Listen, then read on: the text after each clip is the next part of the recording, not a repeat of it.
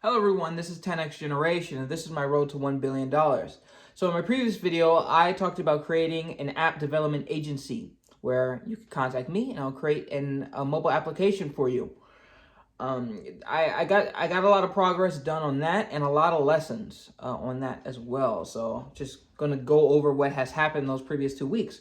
So I created the website. I signed up for a CRM. I connected it up. I had my analytics and all that going, and I started running some ads. So you go into my website, and then you have the landing page, and then you have description of what you can do, and then you have the call to action over here. And people clicked on it, people did it. But the first challenge that I ran into is that the wrong people were clicking on it. When I say the wrong people, I kind of mean people who aren't that serious. So I had to tweak that within my ads. I had it located to the United States, but for whatever reason, because I didn't click the right setting, it was people who are interested in United States, not people who are regularly in or reside in United States. If you use Google Ads, you may know what I'm talking about. You got to click that second option because it will show it to anybody in the world who looks up United States, which is not what you want.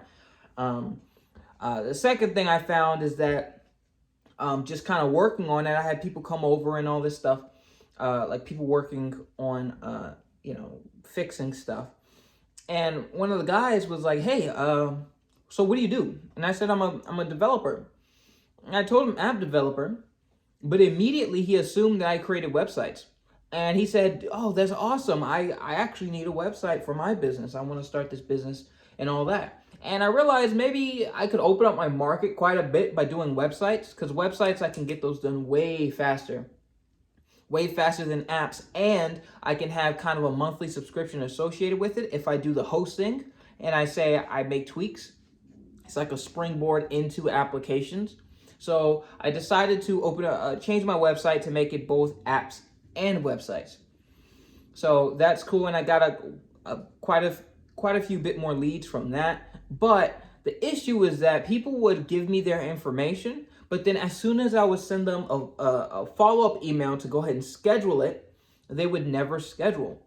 And I don't really understand why that's the case, but I started spending too much money on the ads.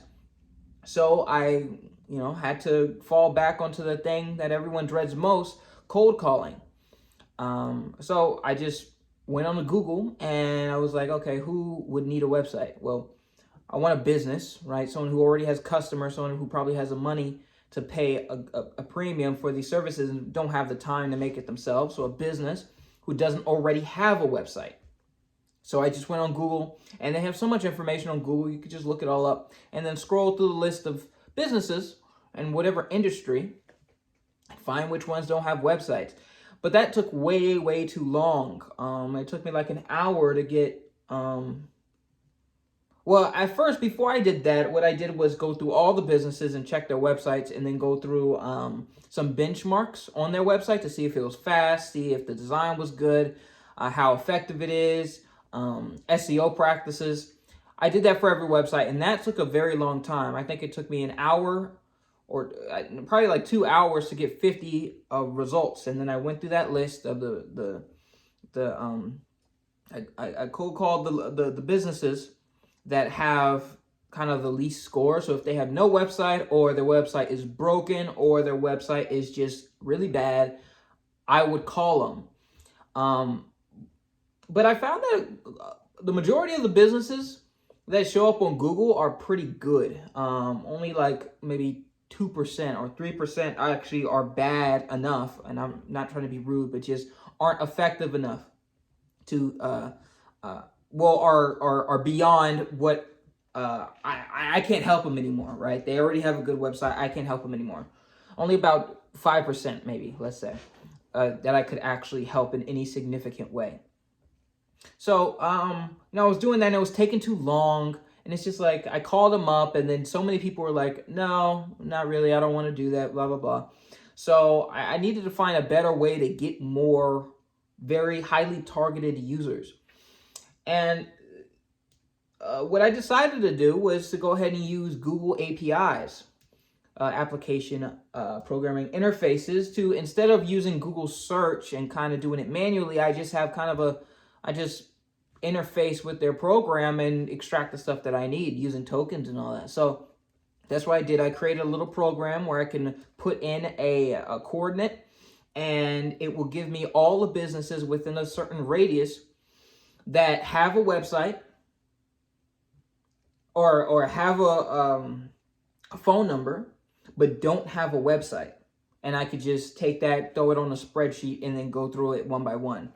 And I could do the calculation of how much it costs me per person.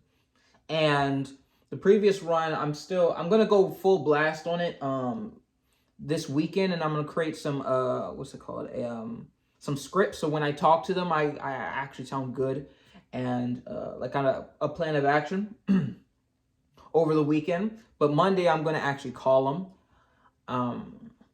Yeah, but what was I saying? Oh yeah, I created a spreadsheet of all these businesses, and I can see the price because each request costs a little bit of a certain amount of money, and there's kind of like every single request you make isn't necessarily a business with those two attributes, that they have a website or they have a phone number and they don't have a website. So you got to go through quite a bit, but you could do the math to see how much each person costs to get acquire. And when I was looking at it, it's about 32 cents divided by 16, which is 2 cents. So you could say, if we look at Google Ads, how much it costs per click versus this is almost 50, like cost per click. I forgot what my cost per click for the ads were, but you could say is at least 50 times cheaper. So that's fantastic, and it's something that I could just put the original coordinate anywhere in the country, and I could just go through it and then get a huge list and then call every single one of them and just have a day where I call them, and one of them have to convert, at least one. And my pricing structure, like I said, the initial consultation will be, I changed it up a little bit since the last time I talked about it, but that's going to be free. I gotta get them in. I thought it was going to be a lot easier to get people in a call to build them a website, but people will give you their information with no intention of actually talking to you, it seems. Maybe I'm just doing something wrong. But yeah, so the initial consultation will be free, but me building the website will be, I think it's going to be, I don't know, it's still kind of up in the air. But I'm going to start at 1,000, just a nice round number. And then from then on, it's going to be probably $50 a month to handle everything. So I'm going to handle the domain registration. I'm going to handle the server hosting and the web development and changes that you want to make. So if you update a price, I will go in and do that. And for that continuous support, it's going to be $50 a month. And I think that's an effective path forward. And if I do it well enough, this is something that I can see how much time it takes me to do it, how much value each call costs me, and then I can outsource it and have someone do that nonstop 24/7. And then I just build the websites. And then I think that's how the team will actually grow. But of course, I have to get an actual sale first. I have to get a sale. This is all still theoretical. So that's on the business side. More on the mental side, doing those first cold calls, honestly, I really didn't want to do it the first time. I didn't actually want to do it. It felt like I was rushing into it, like I wasn't prepared. But I think a valuable lesson for me is to take myself less serious. I think I'm actually too serious about my life, and I just take myself too serious, and it makes me very cautious on the things that I do. Right? Should I do this? There's a chance that this will happen. Let me not go ahead and do that. But a way to kind of get into it, honestly, to do things that really aren't a big deal, for me, it helps to just say, this is a joke. I'm actually not serious. Like, I'm joking. Like, I'll cold call you, and I'll pretend like I'm serious, but it's all actually a joke. I say that in my head, and that actually gets me going. Maybe it's just the kind of personality that I am, but yeah, that's a way of overcoming that source of anxiety of going out and doing things that you need to do. It's because you're too serious. If you just frame it as, this is a joke, I'm not serious. If it goes bad, I had a laugh. Literally, this is a joke. I'm not serious. I don't care. This is a joke. It makes it very easy. Very, very easy. to go ahead and do it, because you're not serious. It's a joke, you know. If it goes poorly, well, I was joking, right? But you're not actually joking. It's just like a little hack. But yeah, that's really it. Like I said, I'm going to compile my list to get a huge list of ultra specific customers, cold call them all through next week.